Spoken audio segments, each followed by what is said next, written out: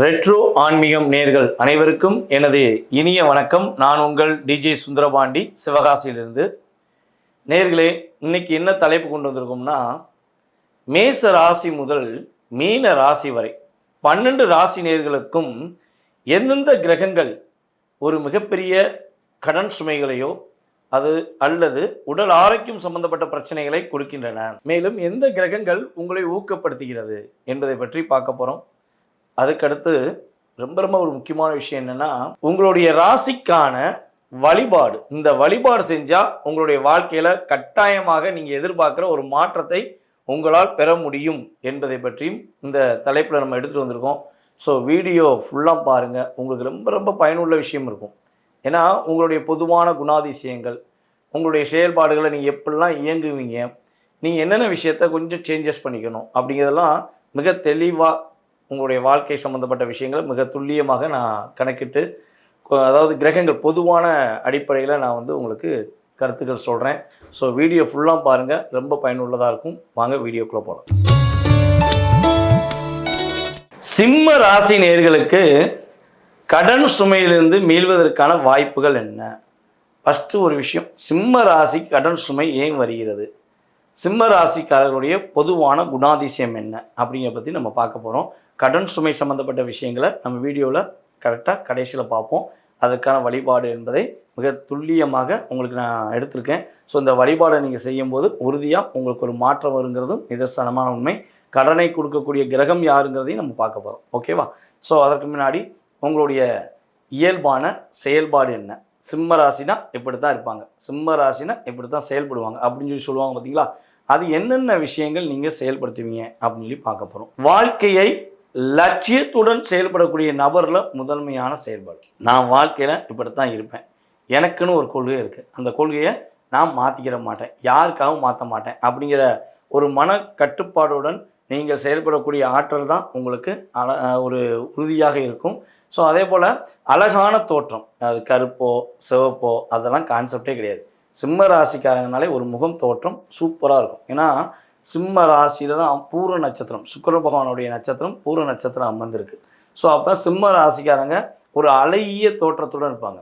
அதே போல் சூரியனுடைய ராசினால் ஒரு கம்பீரமான தோற்றமும் இருக்கும். அழகும் கம்பீரமும் கலந்த கலவை தான் நம்மளுடைய சிம்ம ராசிக்காரங்க அப்படிங்கிறத சொல்ல முடியும். உறுதியான மனநிலையில் இருப்பாங்க. நான் இப்படித்தான் இருப்பேன், என்னை யாராலும் அசைக்கவும் முடியாது, ஆற்றவும் முடியாது அப்படிங்கிற மாதிரி ஒரு உறுதியான மனநிலையில் செயல்படக்கூடிய ஆற்றல் உங்களுக்கு உண்டு.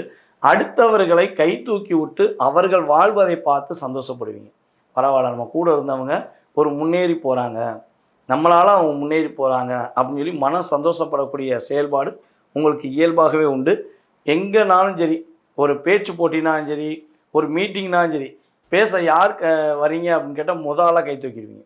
நான் பேசுகிறேன் சார், நான் இதை பற்றி சொல்கிறேன், நான் இதை பற்றி பேசுவேன் அப்படின்னு சொல்லி ஒரு பேச்சு ஆற்றல் கொண்ட நபர்களெல்லாம் முதன்மையான நபர்களாக நம்முடைய சிம்ம ராசி அன்பர்கள் இருப்பீங்கிறது உண்மை.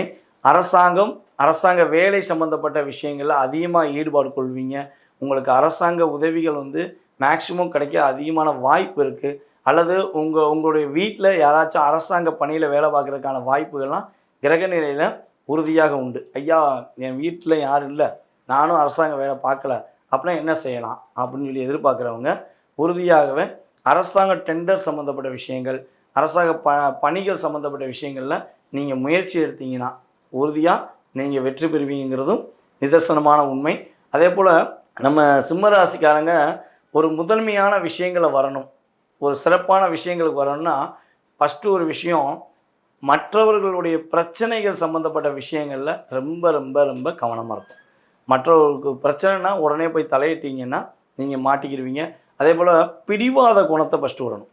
நான் இப்படி தான் இருப்பேன், நான் இப்படி தான் செய்வேன் அப்படின்னு சொல்லி ஒரு பிடிவாதமாக ஒரு விஷயத்தை செஞ்சீங்கன்னா கண்டிப்பாக அந்த பிடிவாத குணங்கள் மூலமாக பல விஷயங்களை நீங்கள் லாக் ஆகிருப்பீங்க. ஸோ பிடிவாதம் விட்டுட்டு நீங்கள் செயல்பட்டீங்கன்னா வெற்றி உண்டு, மகிழ்ச்சி உண்டுங்கிறதும் நிதர்சனமான உண்மை. சிம்ம ராசிக்காரர்களுடைய பெண்களுடைய குணாதிசயங்கள் அப்படின்னு பார்த்தீங்கன்னா, ஒரு விஷயம், யாரையும் சிரித்த முகத்துடன் வரவேற்கிற தன்மை உங்கள்கிட்ட இருக்கும். வீட்டுக்கு வர்றாங்கன்னா அவங்கள அப்படியே சிரித்த முகத்துடன் வாங்க, கம்பெனிக்குள்ளே வந்தாலும் சரி. இப்போ ஒரு ரிசப்ஷனில் சிம்ம ராசிக்காரங்களில் ஒரு பெண்ணையோ நம்ம வேலைக்கு வச்சுருந்தாங்க அப்படின்னா, இல்லை ரிசப்ஷன்லேயே ஒரு ஓனராகவே சிம்மராசிக்காரங்க இருந்தாலும் சரி, இல்லை ரிசப்ஷனில் அவங்கள உட்கார வச்சாலும் சரி, உறுதியாக அந்த புன்னகையுடன் வர வைக்கிற தன்மை நம்மளுடைய சிம்ம ராசிக்கு ஒரு செயல்பாடு எப்பவுமே உண்டு. எதையும் சாதிக்கணுங்கிற சிந்தனையிலே செயல்படுவீங்க. சும்மா சாதாரணமாகலாம் இருக்க மாட்டீங்க. நான் சிம்ம ராசி பெண்ணு, நான் இப்படித்தான் இருப்பேன், என்னுடைய செயல்பாடு இப்படித்தான் இருக்கும், நான் சொல்கிறத நீ செஞ்சாதான் எப்போதுமே உனக்கு வெற்றி அப்படிங்கிற தன்மை உங்களுக்கு இயல்பாகவே உண்டு.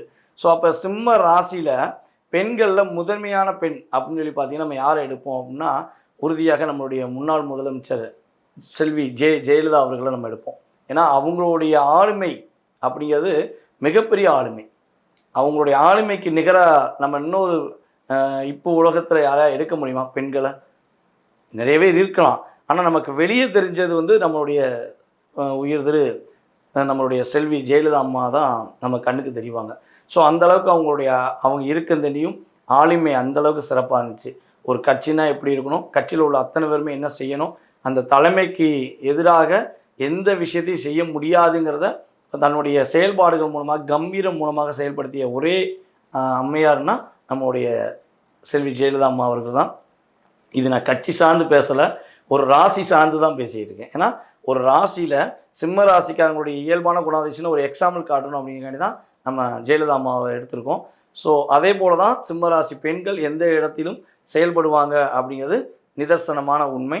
ஸோ அதே போல் வந்து பார்த்திங்கன்னா இவங்களுடைய கம்பீரம், இவங்களுடைய வேகம், இவங்களுடைய செயல்பாடு எங்கே இழக்கப்படும்னா சூழ்ச்சியின் அடிப்படையில் மட்டும்தான் இழக்கப்படும். இவங்க ஒரு எதிர்த்து நின்று ஒருத்தவங்க வந்து முன்னாடி நின்று பேசிட்டோ இல்லை எதிர்த்து நான் உன்னை ஜெயிச்சு காட்டுவேன்னு சொல்லிட்டோ போகவே முடியாது. ஆனால் சூழ்ச்சி ஒரு அன்பினாலேயோ ஒரு பாசத்தாலேயோ அல்லது உறவினாலேயோ இவங்களை ஈஸியாக என்ன பண்ணுவாங்க, லாக் பண்ணி சூழ்ச்சியினால் இவங்களை ஃபினிஷ் பண்ணக்கூடிய செயல்பாடு தான் இங்கே இயல்பாகவே அதிகமாக சிம்மராசி பெண்களுக்கு ஏற்படுது. சிம்மராசிக்காரங்களுக்கும் ஏற்படுது, சிம்மராசி பெண்களுக்கு அதிகமாக ஏற்படுது அப்படிங்கிறத நம்ம பார்க்குறோம். சரி, இதெல்லாம் ஏற்படுது, ஓகே. இந்த பிரச்சனை வந்து மீள்வதற்கான வாய்ப்பு என்ன வழிபாடு செய்யலாம், அதே போல் கடனை கொடுக்கக்கூடிய கிரகம் யார் அப்படிங்கிறதையும் நீங்கள் தெரிஞ்சுக்கோங்க. முதல் ஒரு விஷயம், கடனை கொடுக்கக்கூடிய கிரகம் யார் அப்படிங்கும்போது சனி பகவானே. சிம்ம ராசிக்கு அதிகமாக ஒரு கடன் சுமைகளை கொடுக்கக்கூடிய கிரகம் யாருன்னா சனி பகவான் மட்டும்தான். ஸோ அப்போ சனிக்கிழமையில் மேக்சிமம் சிம்ம ராசிக்காரங்க எந்த ஒரு புதிய முயற்சியும் எடுக்கக்கூடாது. சனிக்கிழமை எந்த ஒரு புதிய முயற்சியும் எடுக்காமல் இருந்தீங்கன்னா சிறப்பாக இருக்கும்.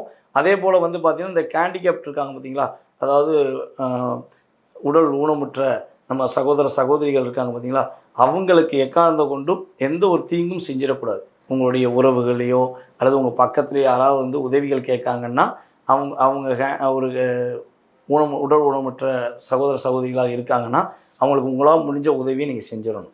அவங்களுக்கு மட்டும் செய்ய மாட்டேன்னு நீங்கள் சொல்லவே கூடாது. செஞ்சீங்கன்னா சிறப்பான விஷயம் உறுதியாக உண்டு.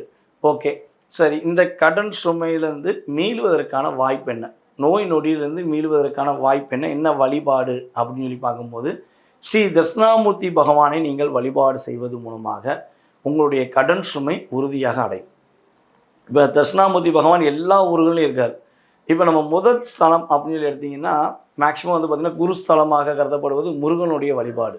நம்மளுடைய திருச்செந்தூர் முருகன் பகவானை வழிபாடு செய்வது, அங்கே உள்ள குரு பகவான் அதாவது தட்சிணாமூர்த்தி பகவானை நீங்கள் மனசார ஐயா நீதாயா பொறுப்பு, என் கடனை அடைங்க, என்னுடைய வாழ்க்கையில் ஒரு மாற்றத்தை கொடுங்க அப்படின்னு சொல்லி நம்முடைய சிம்மராசினியர்கள் வியாழக்கிழமை அதாவது புதன்கிழமை நைட்டு அங்கே போய் தங்கிட்டு வியாழக்கிழமை காலையில் அதிகாலையில் முதல் தரிசனத்தை வழிபாடு செய்து மனசார நீங்கள் வேண்டி கேட்டுக்கிட்டீங்க அப்படின்னா உறுதியாக உங்களுடைய கடன் சுமை குறையும், கவலைகள் நீங்கும், கஷ்டங்கள் நீங்கும், உறுதியாக நீங்கள் வெற்றி பெறுவீங்கிறது நிதர்சனமான உண்மை.